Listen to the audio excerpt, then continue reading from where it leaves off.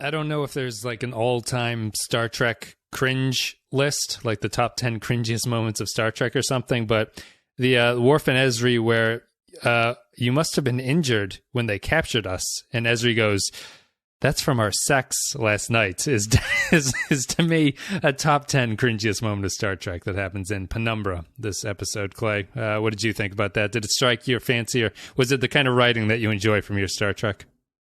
Oh, I'm always interested in going over everybody's sex wounds after they happen. They've done it a couple of times. It was a runner with Jadzia, but it didn't come across as so. Yeah. It was more like a joke in that one, and this one they play it very seriously. Like it's like, yes, we definitely had sex last night. Yeah, Jadzia was like down to clown, as the kids say. Yeah. But it was consensual. Ezri in Ezri's situation, it's just like it feels like a little bit more. Maybe she didn't know what she was getting herself into. Yeah, that's always a tough position. You always have to ask for consent, people. That's the way of things here. Always ask if you can claw the other person's back with your batleth or whatever. We're going to be talking about Penumbra, but right now you can listen to some music. Accessing library computer data.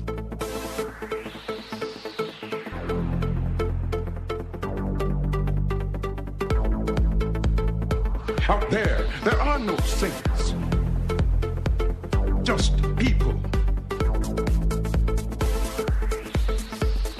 All right, everybody. So this episode is, as I said before, called Penumbra. It is the 17th episode of the 7th season, aired on April 7th, 1999, written by Renee Echevarria, directed by Steve Posey. In this episode, Sisko plans to marry Kasidy Yates. Worf is missing after a battle with the Dominion. This is the first episode of the 9-episode arc that they call the final chapter. So this is where DS9 goes back to its serialization thing that it did for the first part of the 6th season, except they're going to be wrapping the series up at this point and not just heading into the second half of a season where they don't really know what to do. So it's all coming to a close. And what'd you think, Clay, about Penumbra? I thought it's a weird episode.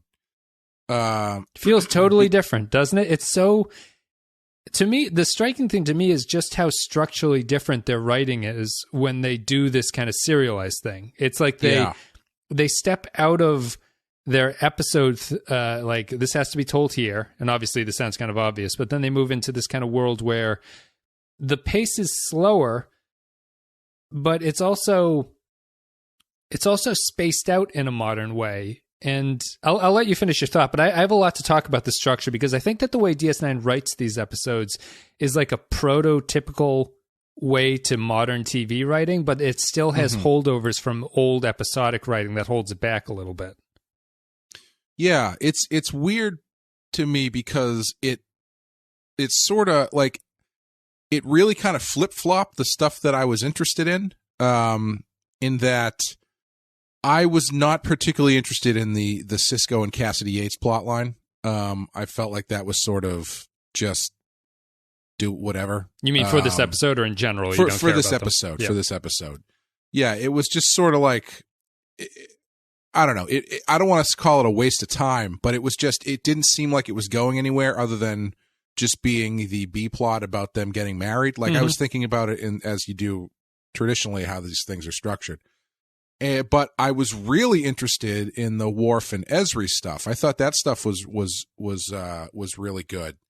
And then like maybe 3/4 of the way through, they kind of flipped it where the Ezri and Worf stuff, I think I wasn't really into as much, I guess after they slept with each other, cause it felt kind of weird. And then it just sort of, they get captured. And I think, is that the end of the story for them in this episode? That's what we see the ship that they're on floating off into space. Yeah. And that's the end of it. Yeah.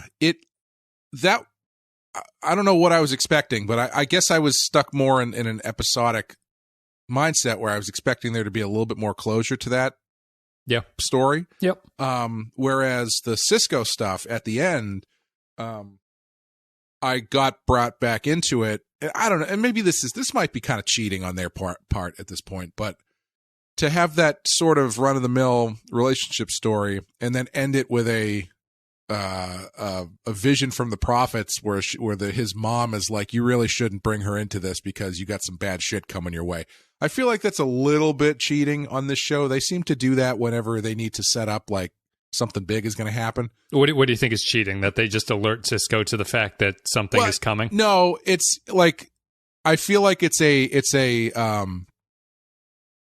manufactured tension cliffhanger. Mm-hmm. You know, where it's like they need to end the episode on like a dramatic, ooh, what's going to happen hook. And so you do that by having the prophet show up and say like, listen, stuff's about to get bad. And he's like, well, bring it on. I don't care. You know, yeah. And so like, I liked the scene. So I liked Sisko kind of like, you know, giving it back to the prophets a little bit and whatnot. But yeah, it seemed kind of like a safe way to kick off your big apocalyptic plot or whatever it's going to be. Yeah. So I don't know. I guess it's up for it's personal preference, I guess. And I don't. Well, just to finish, go ahead. it remains to be seen what I think of facial reconstruction Dukat, but Bajoran Dukat. Yeah, that was interesting. What is it about men? They either don't talk at all, like you, or they talk too much, like Baudet. Baudet. The Galamite. We had dinner on the station before I left. I see. If he talks so much, why did you have dinner with him? He's interesting. And he has a good sense of humor. Tell me.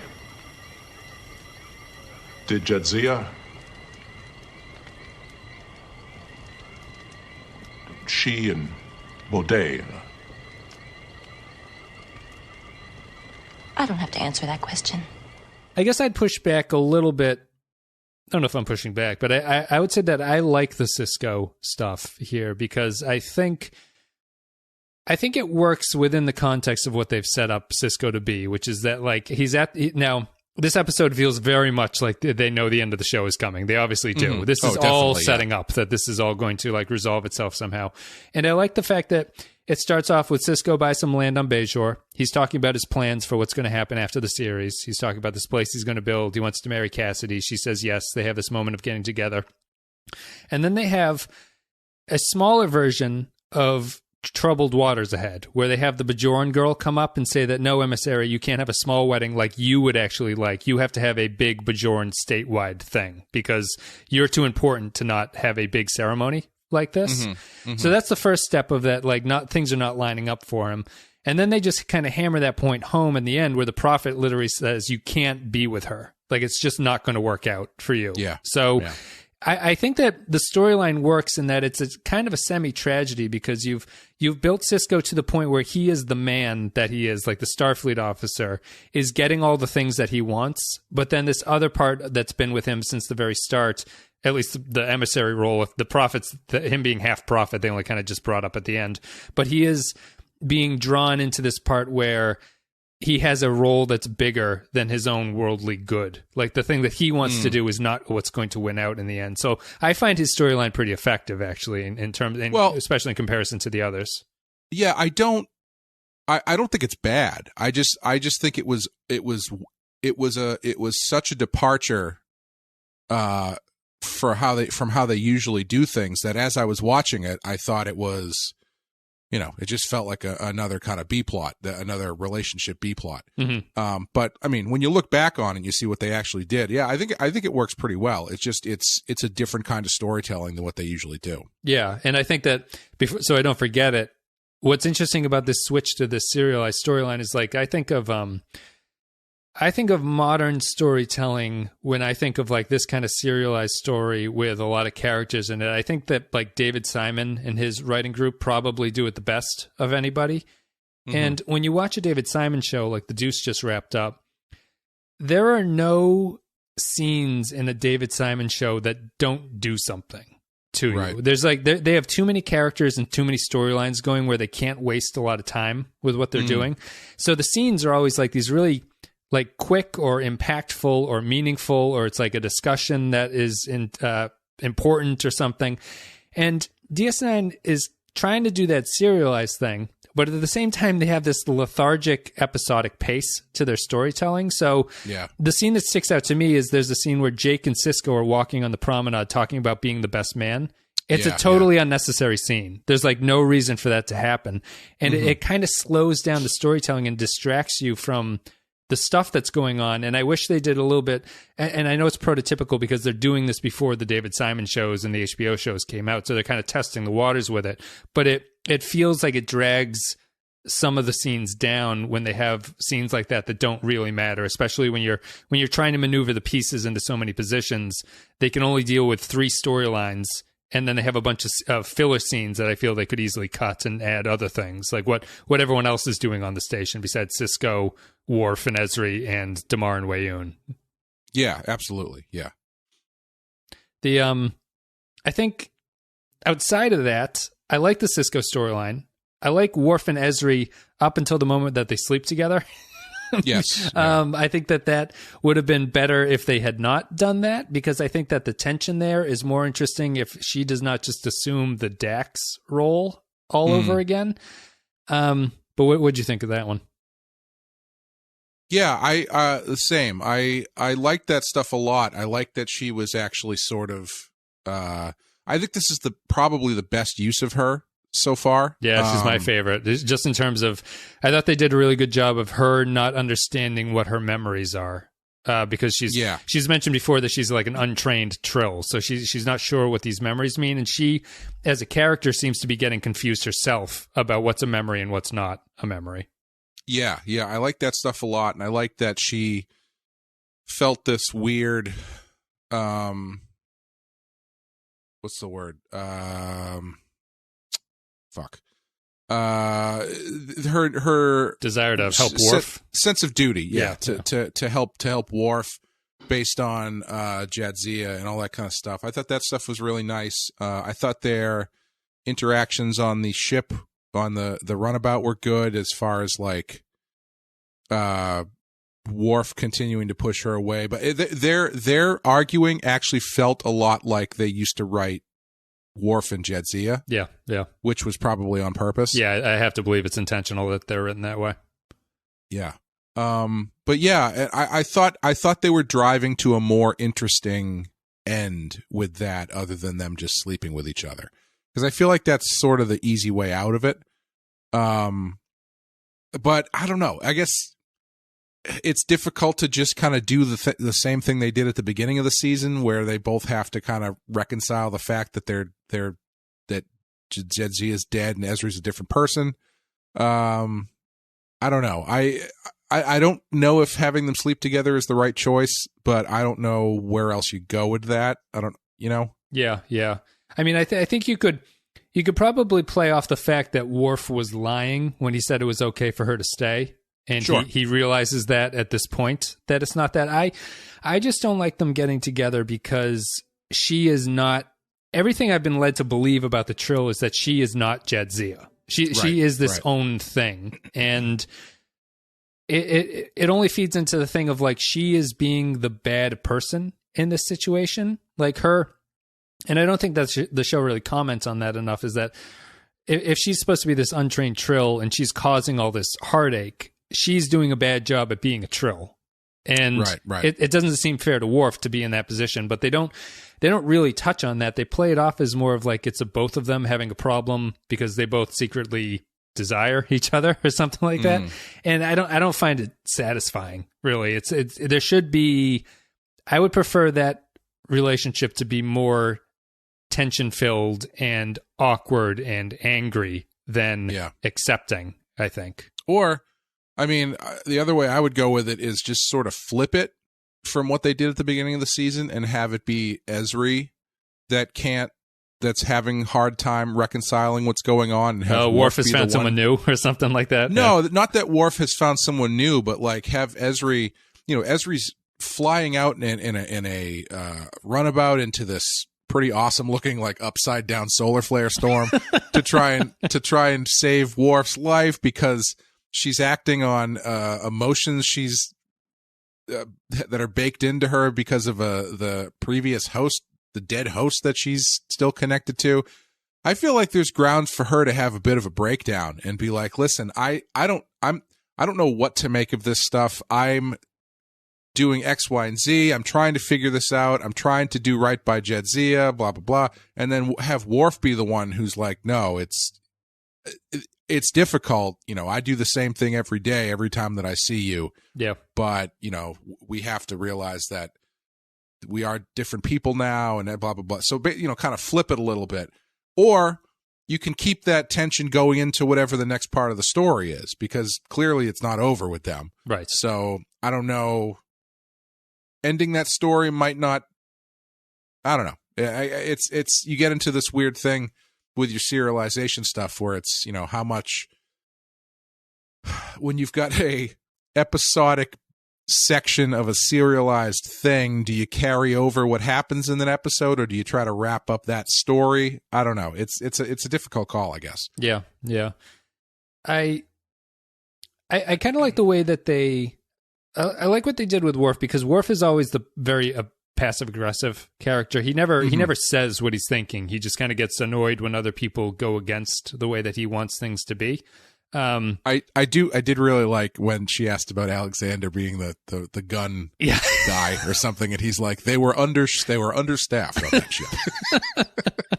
Don't you think you're being hard on him? It's like, I think that interaction perfectly sums up their relationship, because he's like, you're not Jadzia.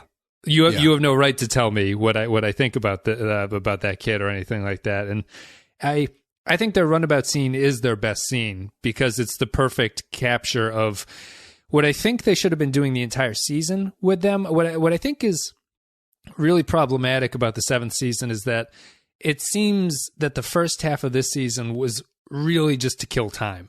That they really just wanted to get to this point, and that they're going to now kick off the actual storylines that are going around with these people, because this does feel like it's more of a conflict that would come about early in the season when Ezri is introduced, instead of having that episode where Worf's like, "Yeah, stay, cheers, I'll see you around the station."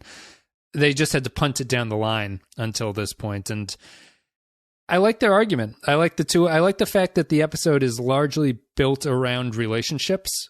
To start things off, like you have Kasidy and Sisko, you have Ezri and Worf, and in a non-sexual way, you have Damar, Weyoun, and Dukat on the other end of it. So I guess we can talk about Weyoun, Dukat, and Damar. They're starting to finally pay off Damar's thing that they've been building, right? Damar is starting to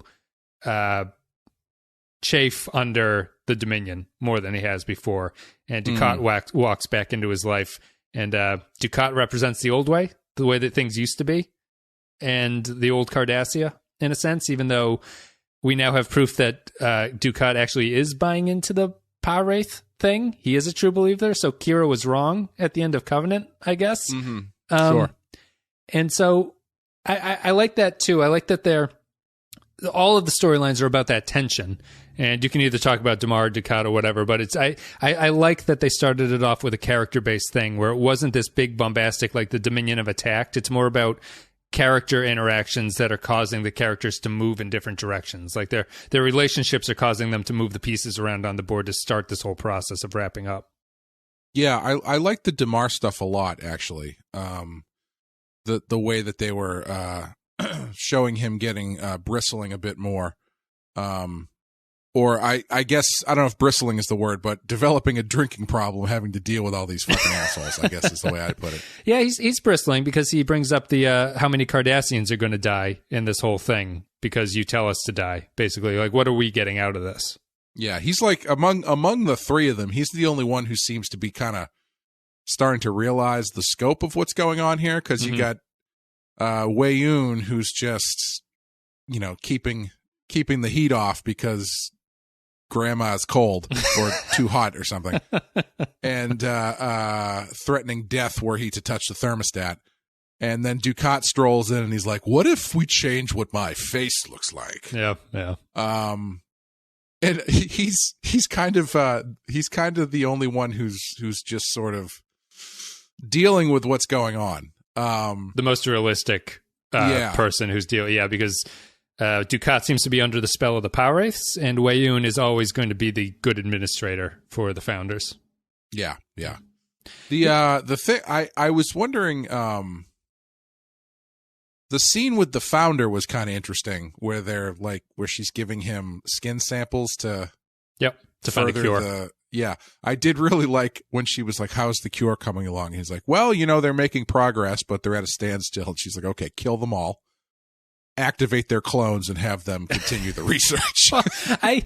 That scene confuses me, because why don't you just clone more so there's more scientists working on the research? I don't know. I thought she was killing them because she didn't want the secret to be out or something, but she's really just doing it because she wants a fresh pair of eyes working on the project. But I'm always like, you should just be pumping out clones to fully man your laboratories to figure this thing out at this point. Yeah. I don't know why I was thinking of in the episode of The Simpsons where they flash forward to Lisa Simpson's wedding, and Smithers gets the invitation for the wedding, and he goes to tell Mr. Burns about it, who's been cryogenically frozen. And they said, "Sir, we'll thaw you out as soon as we can find the cure for 17 stab wounds to the back." And then the scientists go, "We're up to 13. It's progress. They're getting there. Yeah, the Founder scene is another one of those scenes that, well, I think it's more important than the Jake and Sisko best man discussion. It feels like it's just kind of missing the point of like how you're going to serialize these things. Like if it just feels kind of clunky how they bring that in. You feel like you feel like that scene would be better melded into some kind of Damar is present for it again. Like the Founder comes into the room with Damar and Weyoun as they're having a conversation. You kind of build off of that idea that they're bristling with each other. Maybe they don't want Damar to know or something, but it just feels awkward to stop the thing, have this whole totally separate scene where you stick Weyoun in with the Founder and stuff. And this is probably unfair criticism. It's just something that I notice when we're watching so much modern TV now, that they're fairly inefficient when they start to do these serialized stories. Yeah. And I think that does stand out, and it is a weird kind of growing pain with this show in particular, because they do this switch over like halfway through, and they don't have the halfway through the series, and they don't have the sort of ground up structure that something like the X-Files or Buffy the Vampire Slayer, something like that has, where it's like, this is what we're going to do. It's going to be a serialized show, but we're going to have episodic stuff that leads into the serialized stuff, so we're not like, our hands aren't tied necessarily by our overarching serialization of it. They kind of come to it midway through the series here, and so you've got, switching over, especially in this season, watching essentially half a season's worth of standalone episodes minus the first two. Was the first two a two-parter? Yeah, it was a two-parter. Yeah. Aside from that, they've all been standalone episodes, about Ezri's extended family, basically, for some reason. And for better or worse.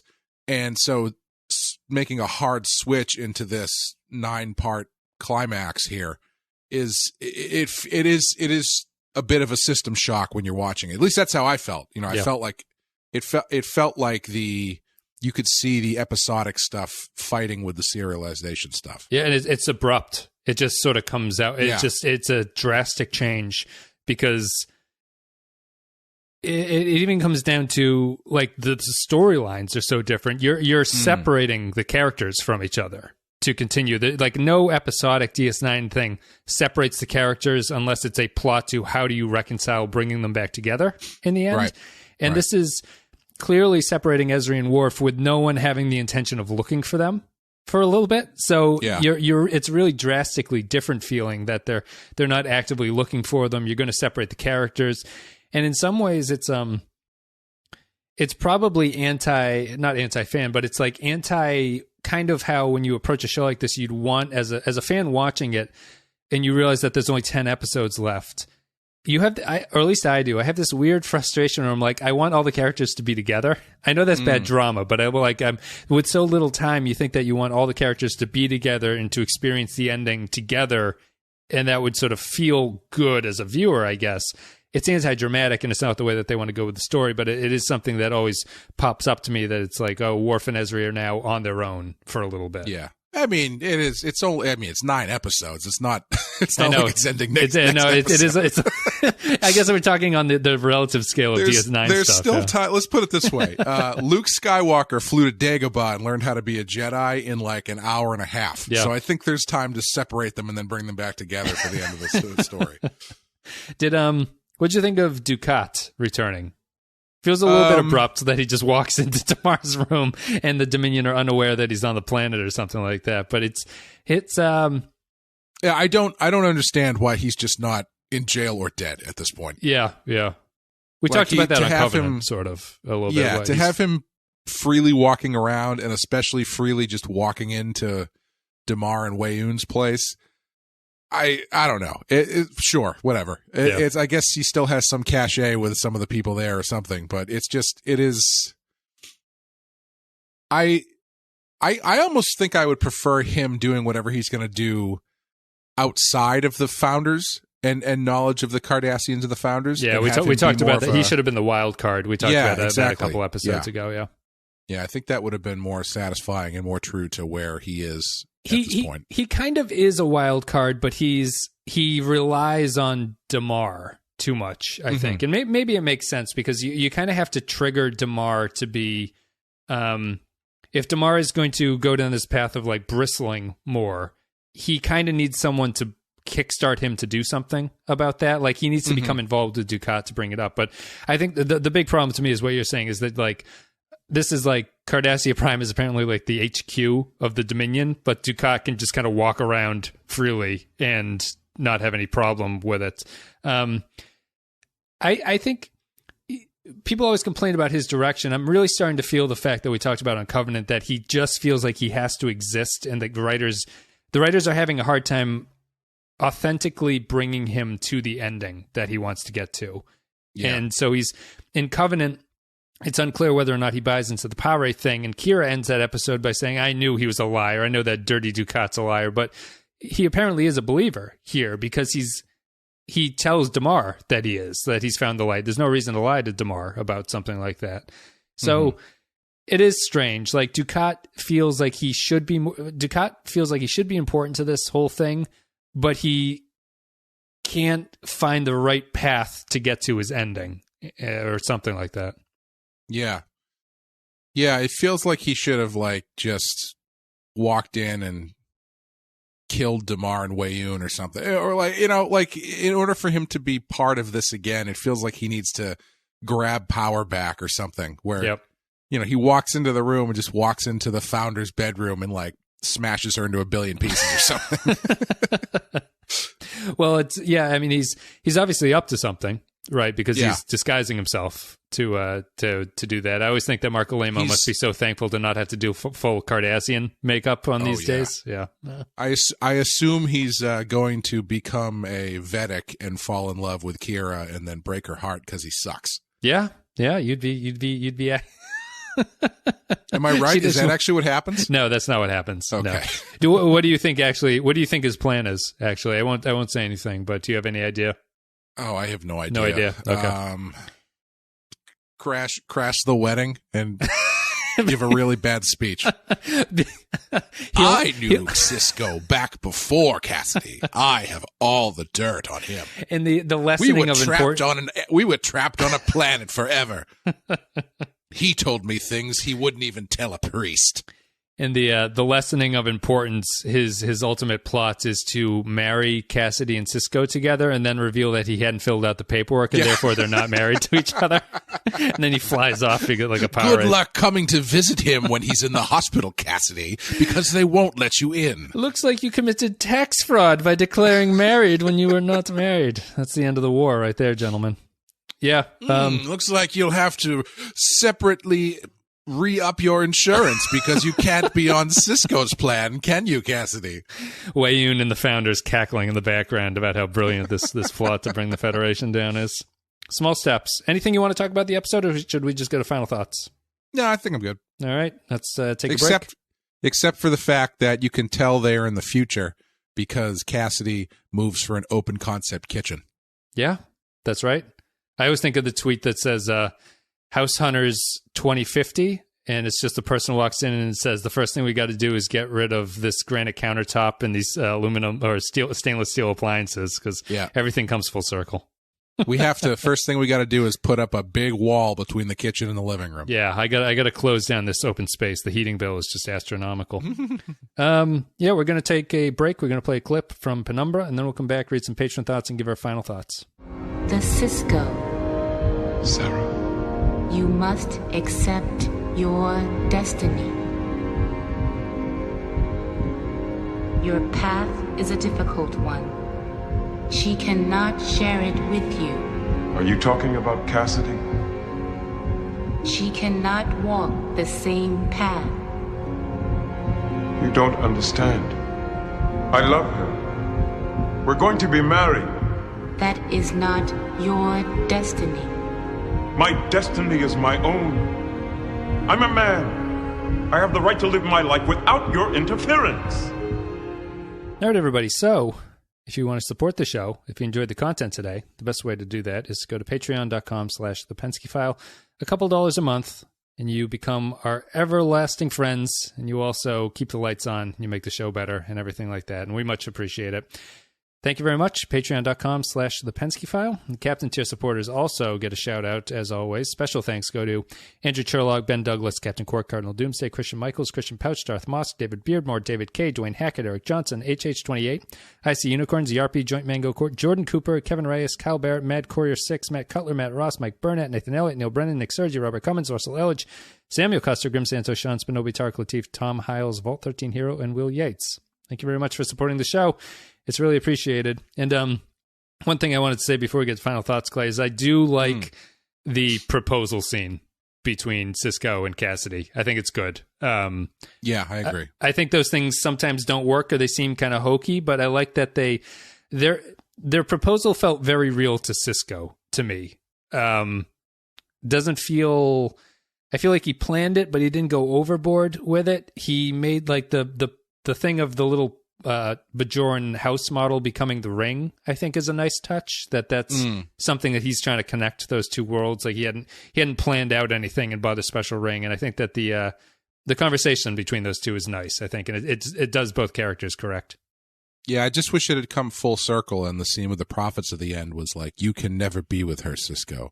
She just leaves stuff everywhere. they get judgmental about her job, like Jake was getting judgmental or whatever in that conversation. You'll never see a clean plate for the rest of your life. Oh, Kasidy Yates. What do you do you think they spent enough time with Kasidy? You mean like across the series? Across the series, yeah. I think they've spent little enough time with her that it's believable that they're falling in love and getting married, and that she's not like still in jail. Yeah. that's one she of did those. Her time. She did her time and got out. Yeah, I don't know. It's just one of those things that I've never totally been on board with, but there's enough distance there, and they've played her in such a geez, my mind is like not a straight-laced, you mean? Or yeah, in such a good light that you'd be like, yeah, okay, yeah, I get that they're together and whatever. Like they like it almost feels like that whole storyline they just forgot about it or just pushed it to the side. Yeah, I think she's been there just enough to make it believable that they're getting married. Yeah, I think so. Which is maybe enough, but it's one of those things I always. I don't know. Well, I'll have more thoughts about that, I guess, when the series wraps up. But let's read some patron thoughts. Because if you guys support the show, you get to leave your thoughts about upcoming episodes, and we read them. I will say, let me go here back to the first one. I did do a little bit of editing on some of these. I put the warning up there that I would do this, but just to keep things concise, I've done a little bit of editing. So, someone's getting a little power hungry. In the future, if you guys want to keep them shorter, just because there's so many of them now that it takes up a good amount of time, and I would appreciate it. And also, I would be able to read every single word that you write. But thank you for leaving your comments anyway. Guys, keep them short, or we will be signing a contract that's saying we are exclusively going to be offered through Microsoft Zune. Then you will be in trouble. Yeah, it'll be hard to access. That will only be available on Starbucks Wi-Fi for you people. So you don't want us to go there. The first exclusive podcast on the Neil Young Pono MP3 player. Oh, nice. Comments for Penumbra. Zam Nuclear Wessel says, I've seen this episode a bunch of times, and this is the first time I remember hearing Weyoun and Damar argue about the Sona. This strengthens my belief that everything to do with Star Trek Insurrection contains a virus that erases it from my brain. Did you catch that reference, Clay? Absolutely not. Yeah, when they're talking about the first Weyoun and Damar scene, they're talking about a Ketracel White facility that needs to be protected by the Sona, and the Sona are the alien bad guys in Insurrection. Oh, the face stretchers? Yes, the face stretchers. Ah. Yeah. Because that is brought up in Insurrection. In the throwaway line, Picard says that there's a Ketracel White facility around there. I do remember that. The most recent time I watched Insurrection, when I couldn't sleep one night, I do remember him saying that, yes. Yep. So that's that connection there. So I think you had actually wondered in a recent episode where we were in the movie timeline. So Insurrection would have just been coming out around this time. I'm glad Picard and crew are down on a planet getting younger by the day while the rest of the Federation is being massacred by the Cardassians. Yep. ERP Penumbra says, to quote Babylon 5, and so it begins, the final arc to end DS9 has begun. A good episode to start it, and it's great to see Weyoun, Damar, and Dukat again. Damar especially has grown up to me. Sisko stuff starts to hit home that the show is ending, which is nice to see. I get it why they wanted Ezri to find Worf, but why didn't the search team figure out how to use the currents to find him? It's a bit of a stretch, but I mostly like the scenes between those two. I would totally watch a spin-off Worf, the survivalist expert, set on some remote planet. Forget that. I want to see 40 minutes of Worf stuck in a box. Yeah. Hugging his legs. Yeah, singing opera. And I bet he goes through a pretty interesting mental arc there. Yeah, he comes into the ship with a strange mentality that they don't really comment on. Is it just because he's been alone that he's like shell-shocked? I thought that they were going to play it as though he didn't want to be rescued. Like it was going to be one of those, I accepted death. Yeah, I was ready to go. I will be reunited with Jadzia or something. Probably, sure. Yeah, he does have that kind of... He seems distressed to be rescued. I guess he's supposed to be playing off the fact that Ezri is the one rescuing him, but it's not particularly clear. Poindexter G says, Ezri running off to save Worf is probably more evidence as to why her living in basically Jadzia's old life isn't a good idea. She can't separate Dax's old lives from her current one, but I guess it's good drama. I like Ben and Cassidy's realization that their wedding is going to be a major event for Bajor and not just the small affair that they wanted. And we see some dynamics between Weyoun, Damar, and the Founder. But what is Dukat up to? And how does he just casually stroll into Cardassian command? Kyle Barrett says, yay, the final chapter. Oh, I forgot it doesn't get off to the best start. But it's a fine episode, largely dedicated to table setting, and some of the plot lines will turn out to be great, and others not so much. But it's too early and too spoilery to get into specifics, so I'll simply say that it's a decent episode, but the best is most definitely yet to come. Norman Buckwald says, Penumbra, the episode is fine as an introduction, clearly introduces the rules of the upcoming 10-episode serial there will be multiple stories and suggests serious epic building. Still, this episode seems a bit disjointed, and I would have solidified it more by changing one plot point. Instead of Worf being lost due to a battle, what about Dukat was somehow spotted and Worf went to find Dukat for his right of vengeance on Jadzia? When Ezri later finds Worf and they start to argue, instead of a high school jealousy over off-screen Captain Baudet, an argument of what Worf was doing and the Klingon rituals will eventually lead the two to bond. Finally, later when Dukat turns up in Cardassia, he can say to Damar he was in the Badlands being protected by the power wraiths, and that's when he managed to escape from Worf. A bit disappointing, 3.5 out of 5, but this was Nicole DeBaer's most solid performance yet as Ezri and as a channeling of Jadzia. I did find that kind of interesting when Worf was like, wait, tell me all the people Jadzia slept with. Yes. That's I like that scene, but it's also one of those scenes where I'm like, this is too real for Star Trek. Yeah. You know what I mean? Where people are talking about things like that weird desire where as a guy you have to know who she slept with, which is it's a strange part of the male psyche, but it does exist. But Worf like verbalizing it makes it seem so dirty for Star Trek that it's inappropriate. Yeah, it is kind of a strange scene. Yeah.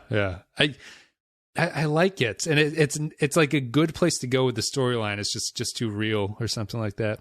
Captain Baudet, Andrew the Cherlog, brain guy, the brain, not him. I'm curious. Do you remember them mentioning him before? Do you remember that guy? The brain guy? Yeah. I do, yes. Oh, okay. I didn't recognize the name, but once they mentioned the brain thing, I was like, oh, yeah, I forgot about that. Yeah, it's weird how little mentions like that can stick in your mind somehow. I guess it's just a memorable detail or something.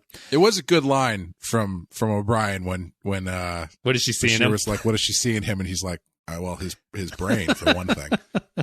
And then they high five in the background. Yeah.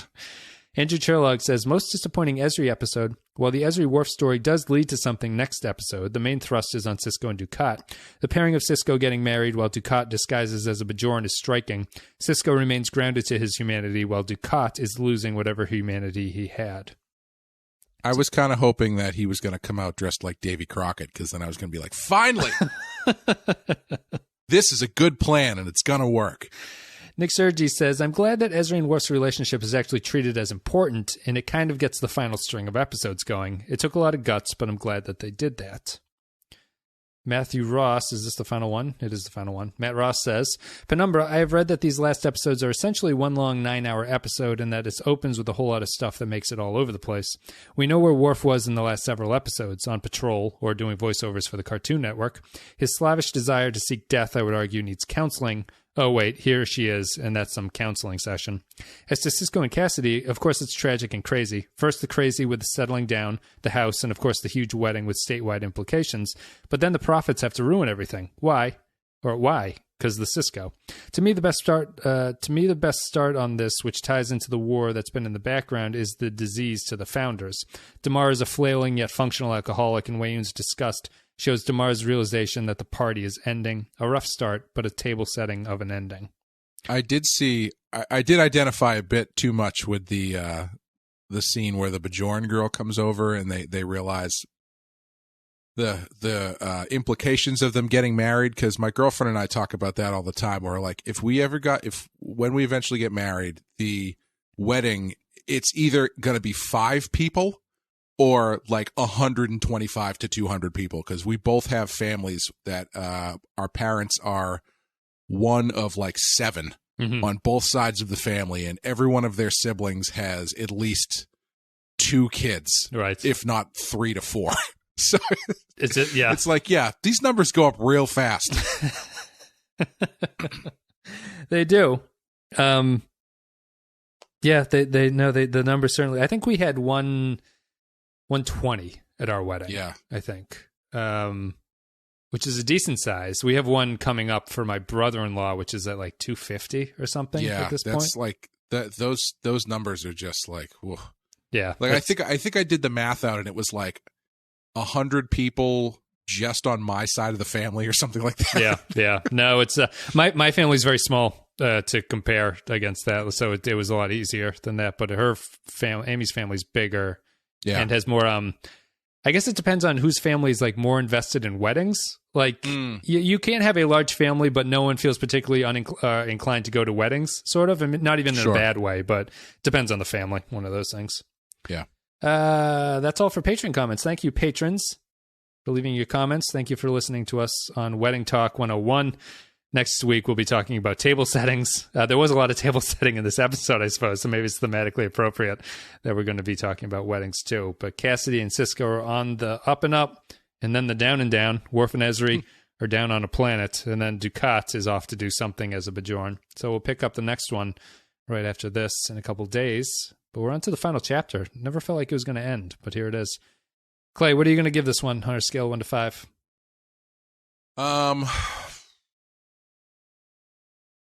I think I'm going to go with, I can't remember which commenter said, I think like a 3.5, I think. Okay. A solid 3, a good 3. Yeah, I think so. It's a good start. It's a little bit shaky. I don't know. What are you going to give it? I'm going to give it a 3. 3? I think it's a perfectly fine episode. There's nothing really wrong with it, but it's not exhilarating in any sense. Yeah, I would agree with all that. Yeah. Yeah. I understand why they do it. I think it's a holdover of the old style of storytelling that they do, but it also feels weird that some characters just don't really do anything in this one. You know what I mean? Does that strike you as strange? Like, it's not seeing what Odo and O'Brien and Bashir are kind of up to. I know that they're spacing it out sort of, and that they're going to like give everyone something to do, but it still feels a little bit clunky that you don't check in with them outside of them just being background characters who comment on something else. Well, for setting the table for like your last 9 episodes, they do pick 2 kind of weird stories to jump off with. Mm-hmm. So I guess it's a tough call, because like knowing that it's essentially a 9-part story makes it feel like, yeah, they're picking a really outside route into this story that I wasn't expecting. But if I'm just watching it week to week, then I guess it probably doesn't really feel that odd. Yeah. I think, would you say that the Worf and Ezri thing feels weirder than the Sisko thing?